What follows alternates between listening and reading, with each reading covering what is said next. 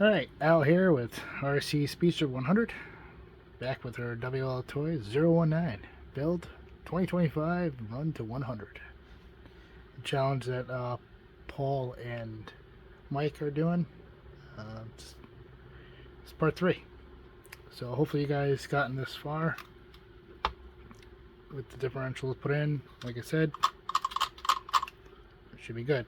These are stock gears again. So hopefully you got that far. Servos.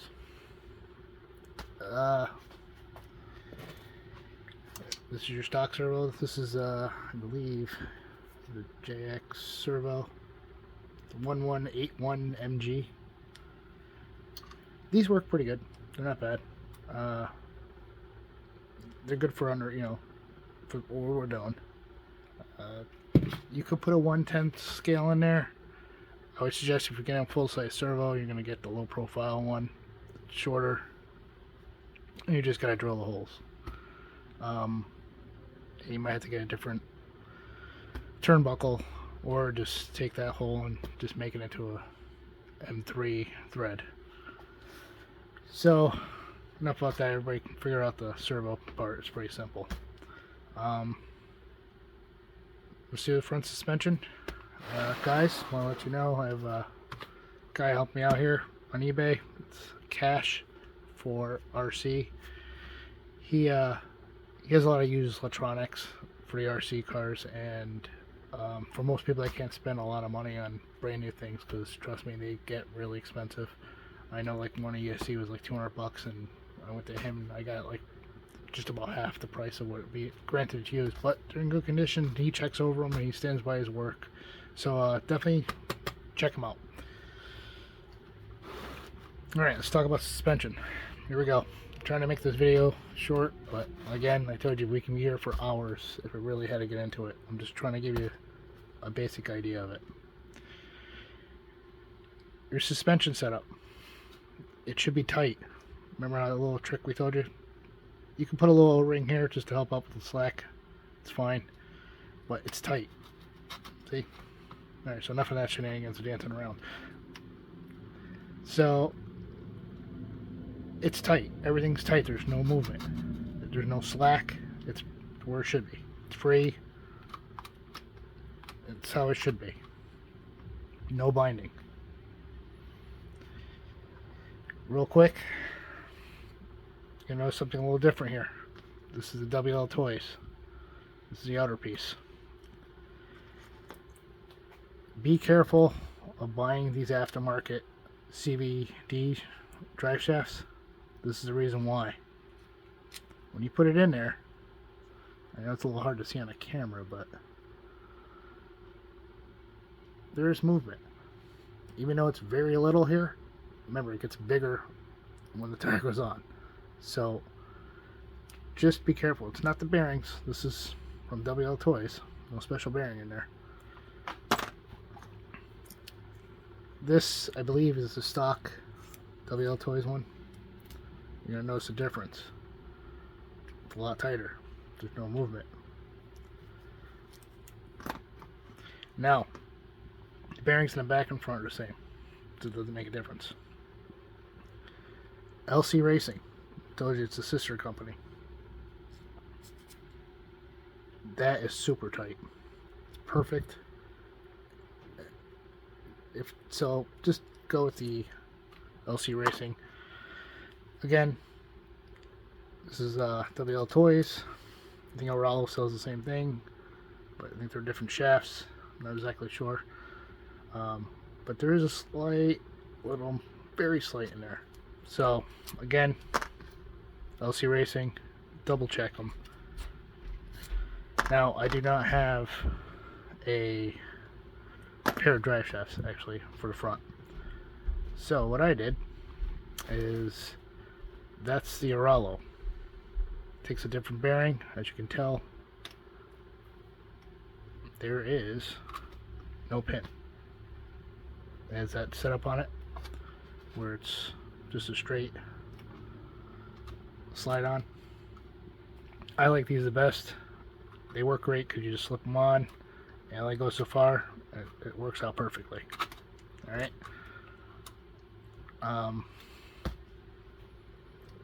LC Racing sells the ones with the set screw. That's the one you want, because once you get it in there, you want to lock it down, because you don't want this thing binding in when you tighten the wheel down.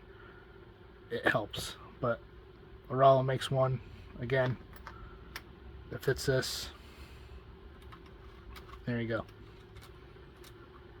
That's what I use on my 143 mile an hour car. Works great.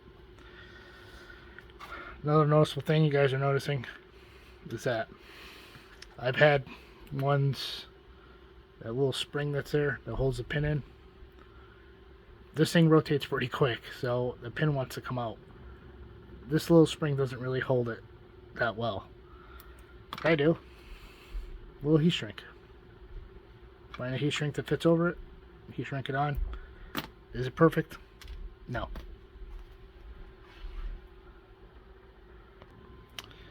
Alright, so yeah, so just put the heat shrink on there, it'll help it out. Next, inside, a little drive cup in there, okay? You know, little foam pieces that come for the batteries, whatever they are. They're pretty, like, memory foam type deal. Just cut a little piece. I mean, you can use O-rings. I don't. I just like using the little. That's all you're doing. It's kind of a little tiny piece. That's it. Stick it in there. Just make sure it's not too tight. But what it does, it just gives a little spring to it. You know, keeps it set against the bearing. You don't want this thing dropping back and forth too much, because it will vibrate pretty violently. Especially, as you can tell, oh, it's hard on the camera again, sorry for the camera guys. When the suspension goes up, see where it moved? It moves in. So it keeps it nice and tight. Obviously we're setting our suspension up, so I have it set where I want it. A little springiness to it, you know? It's not slopping around, there's just a little spring to it. Alright, so we got that. And we'll show you the back real quick. Sorry if I forgot something. It's the same in the back. Put the little foam pieces in there. Again, just check. Again, I'm just using this as a bearing. Just check. It's got to be tight. If it wiggles just a little bit, you're not going to be happy. So just double check. So that's those things. And we'll just throw those over there. Like I said, just got a little piece, throw it in there. If you want to use an O-ring, use the O-ring. It's personal preference. Again, make sure they're good. I'm just exaggerating here, but just make sure this thing's not wobbling all over the place. If it moves a little, it's fine. See how this has a little rock to it? It's okay, because once it sits on the ground, it'll kind of steady itself. But you just don't want this thing bouncing around. That means there's a problem that you have here. If you're going to use aftermarket aluminum ones, just be careful that the pin is not loose. The pin should be nice and snug in there. I've seen a lot of problems with that. Just people, it's wobbling all over the place. It's not good. Again, the foam pieces in there, look, it's kind of hard to tell, but if you get that, it's just very small movement, but it's springy. So it works really well, keeps it nice and tight. It works pretty good. Alright, so we're gonna show you a bonus feature. Again, nobody does it, nobody tells you it, but these little tricks, like I said, just throw my name out there. If you like it, just give me a shout out, and let me just set something up for you here and I'll show you. Alright, this is a piece of tile. Get it from Home Depot. It's flat, which is nice. I had an extra one, so it worked out pretty good for me. I use a tile because it's perfectly flat, and that's what I do all my, that's how I line my car. Obviously everything's squared on a tile, like it should be, because if you had not square tiles, then you have a weird house. There's a huge difference. You're going to notice what I do. people can, you know, they're gonna say yay and nay. That's fine. It's pretty much laws of physics. It's like a wing. If it's tilted up, it's gonna catch air. It's just the way it is. I set my front suspension different. I do a little customization to it because I feel that this is your stock buggy that you normally get. I'm going to show you real quick. I'm going to drop down, stand by, and I'll show you the angle of this front arm. Alright, so you see this? You see how your front arm is? See on the angle it's on? You can see how, remember this is flat. Sorry, I know the camera's a little shaky and crazy, but see how up on the angle? This is your stock buggy. That's what I done. It's gonna catch air. This is both front of the car.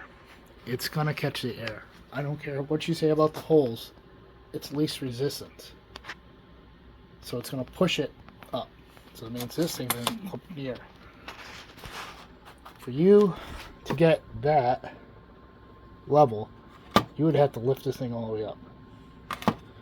So I eliminated that idea by doing it that way. The same goes for the back. I did the same thing. What I did here is I flipped them. Let's flip it the other way around. Now the angle's straight. Kind of hard to notice. I'm going to try to do the best I can here. Sorry for the long video, but like I said, there's a lot to go over. The toe on the rear. Just spin those things around. So just turn this, you know, those little things turn around so the toe is not as bad. It's probably maybe 1 degree, which is perfectly fine. This is your stock one. It's kind of hard to see, but it's towed in. You don't want to use that for speed runs. Alright, so let me I'll show you what I did to correct that. Alright, so do you need to do it? You don't have to. Just again, these are suggestions. This is what I do. I took this piece, which is the piece that goes in the back here, or back and front. Obviously my holes are a little off, but just wanted to show you real quick. Just drilled holes. But the old one. Just took the old one, matched it up to it, found where I had to drill a hole, drilled the hole, and put them on. There you go. It's kind of hard to see, but I know it's a little dirty and crazy looking, but it takes the angle up. Because realistically, the air is going to come through here. It's inevitable that the air is going to go through these holes. It just doesn't work that way. It goes through least resistance. So it will actually pick the car up. You want to keep this car as stable as you can. The reason why those were tilted up, it's because it was an off-road buggy. It's not a street car. They're off-road because they're tilted up so it can take the impact of bumps and jumps. We're taking very minimal bumps. If your road is pretty flat, we're taking very minimal. So that's my little trick to that. Again, the rear, just flip them upside down. That's all you gotta do. Just take this, flip it, and as you can tell, how straight it is. Again, with the toe, there you go. Alright, it's a trick that nobody really wants to tell you. Again, hold on, we'll take a quick look and I'll show you how I set it up. Alright, back on the ceramic tile here. So these are just wheels I have. They're almost the same size as your contacts. I'm going to be using something different because it has stock gearing, so obviously they don't sell this gear any bigger. So to fix that, you need bigger tires.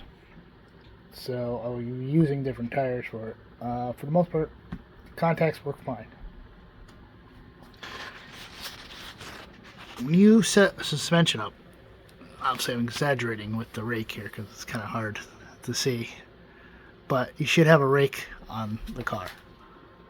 See how it's tilted down? This again is exaggeration. Just want to show you, you should have a little bit of tilt on it. The stock shocks that go on here are obviously way too big. So what I do, there's a bunch of tricks you can do. You can grab yourself a turnbuckle and put it on there, which I've seen people do. I personally don't do it. I just don't really care for it. I'd rather have shocks on it. But you can do it. Again, it's all personal preference. Turnbuckles work perfect for actually getting an adjustment. Or you just take a measurement, you know, your normal measurement, check it. You look and say, well, this one obviously is a 55 millimeter. The stock shocks are not 55, they're a lot larger. Yes, you can probably shorten these out with the, what is it, they use the vacuum tubes, whatever they use, that's fine. But I personally did that for a while and I didn't care for it. Just find shocks that fit and then put them in place. What else can we do here? I wanted to show you something. Sorry for the long video. This is one of the longer videos, but like I said, this can go for hours. They have stoppers for the shocks. Remember, you don't want this thing bottoming out any more than it has to. There's a little set screw for adjustments for the height. That's why if you get the shock, get it to the ballpark where you want it, and that's, you know, you can adjust it with the set screw. The shock itself, if you get this the right height, you can adjust, and there's little stoppers. I think they're drag limiter stoppers or something. They're on the RC drag cars for the limiters, I think they're called. Anyway, you can find them online. You just stick those inside here, and that'll help it from bottoming out. If you're going to do the vacuum tube idea, that's fine. I've done it. It works. These springs do not handle what you want. You really want stiff springs in the rear because you don't want this car squatting and then lifting the front off the ground. The fronts, again, personal preference. The turnbuckles work great. You could put turnbuckles in the back if you want. It's all personal preference. I usually just go with stiff in the front and stiff in the back, or extra stiff in the back, and go from there. I see how it rides, and if I like it the way it rides, then it works. But using a turnbuckle idea, a lot of guys do it. Like I said, I don't. So, and it's perfect for getting a perfect height. I think that's it, guys.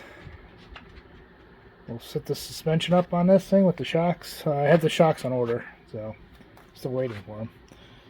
We'll get that set up, and then we'll probably go on to our next video of electronics. And we'll sit from there. Alright, guys. Sorry for the long video. Thanks for watching. Again, all the guys, just check them all out. They're doing these builds. You know, hopefully this helps you out a little bit. If the trick works, hopefully it does work. It works for me, so. Alright, guys. I'll talk to you guys in the next video. Thanks for watching.